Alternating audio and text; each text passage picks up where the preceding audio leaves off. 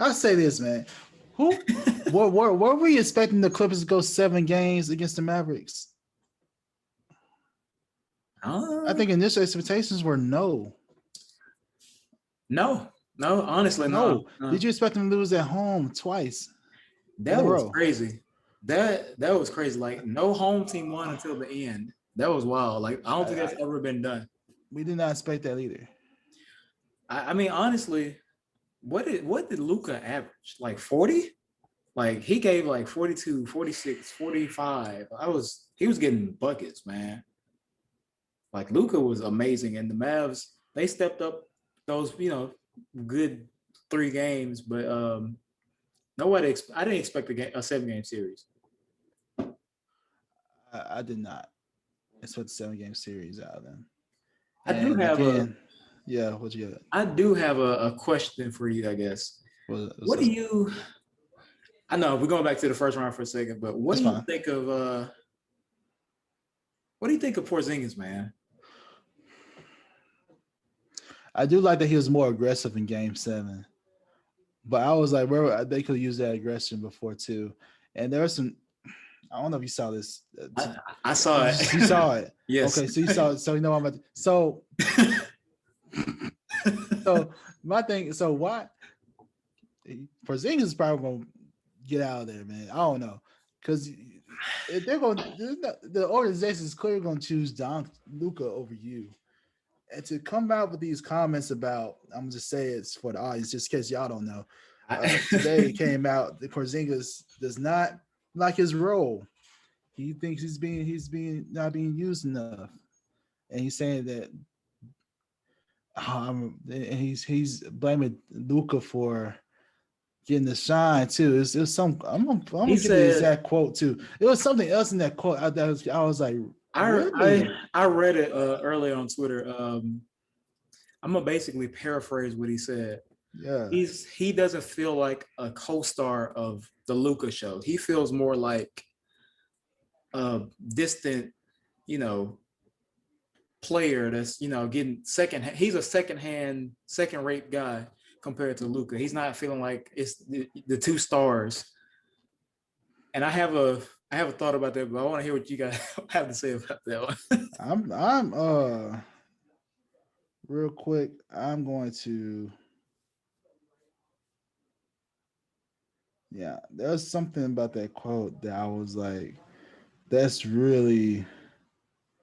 That's wild. I was really surprised that he said that. I'm trying to see the exact quote real quick. I had it. I thought I had it, but apparently I don't. Here we go. I got it now. So the quote, it's by ESPN from ESPN, man. It was dude. So he's frustrated with not being looked at as a true co-star, right? Yeah. And the other thing is too, I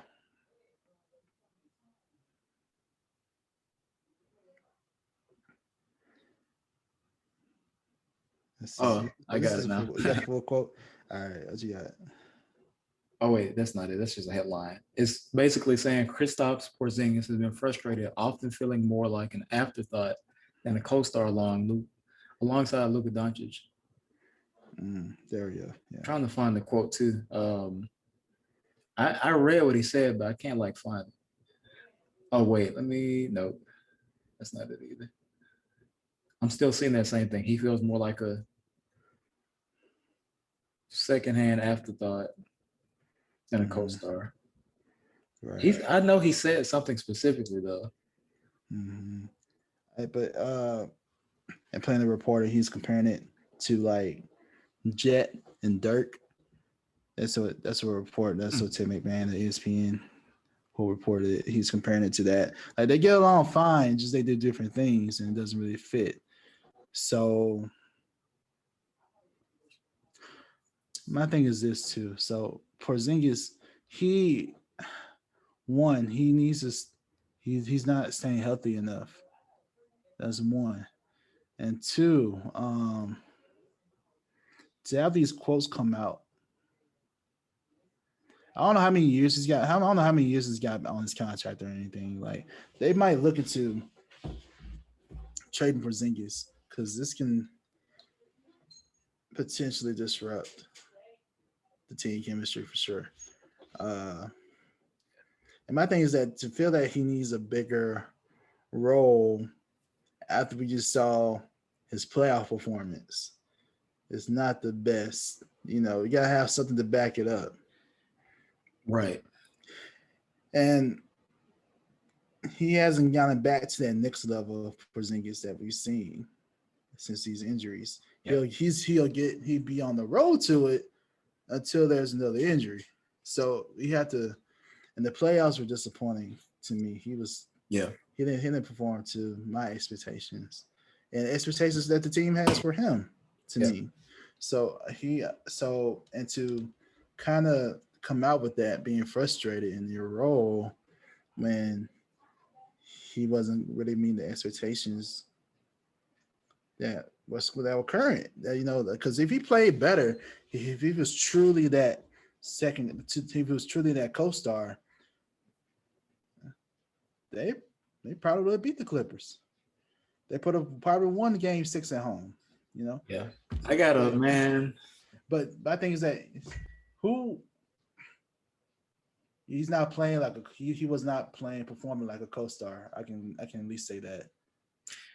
He didn't have a great series to me, man. And I've it's something I've been noticing with him, particularly for like the past couple seasons since he's been in Dallas, basically. For this series, he averaged 13 points, and 5.4 rebounds. He's mostly on the perimeter a lot. I noticed that during the series too. I wish he was getting inside because the Clippers, they don't have a rim protector like that. They ain't really have a rim protector like that in the game. So 5.4 rebounds, man. That to me is pretty bad. You're 7'3". You're 7'3". You average 5 rebounds.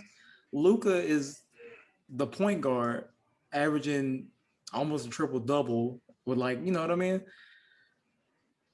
This is what I have to say. I think Kristaps Porzingas was great in New York. I think he was averaging like around 18 a game. He was, it was like his first 3 years or so, or whatever. He was pretty good, bro. Like I thought he had a lot of potential to be like the new Dirk type dude.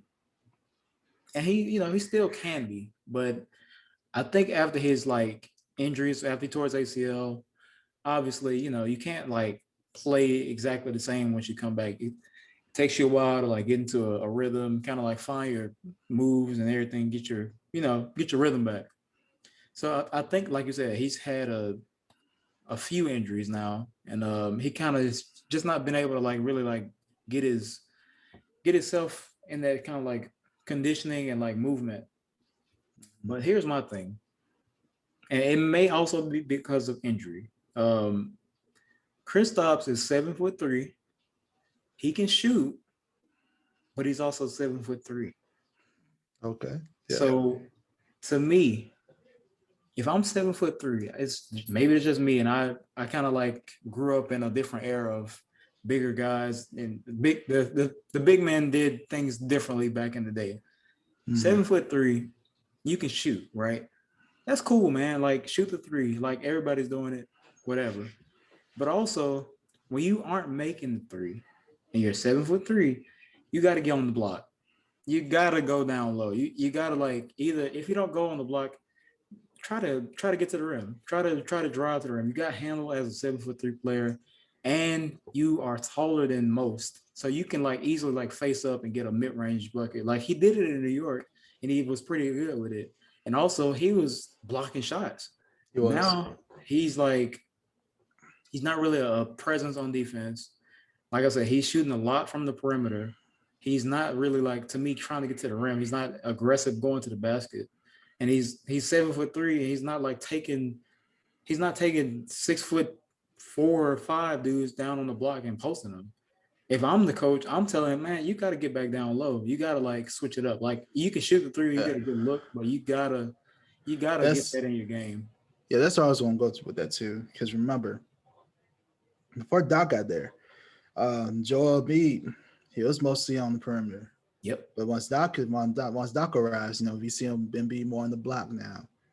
He's being more of that. He can be he's showing my diversity in his game and being that post guy, bring the dream shake back and all those things, right? So my thing is this too. So is it mostly on Porzingis or is it also on Rick Carlisle a little bit too for not making him go in the post?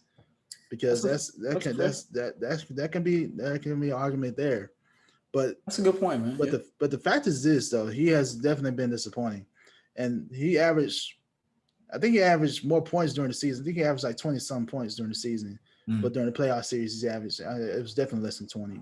Yeah. One series it's like he didn't play. I don't know. It was really bad. He didn't impact the game a lot at all. So the fact of the matter is this though, he didn't perform up to expectations.